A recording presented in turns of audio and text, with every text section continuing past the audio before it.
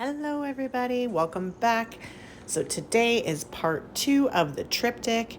As I said yesterday, I am not looking to match the pattern or flow or anything. I'm just using the same color palette for these 3 pieces. That's it. So let's get started.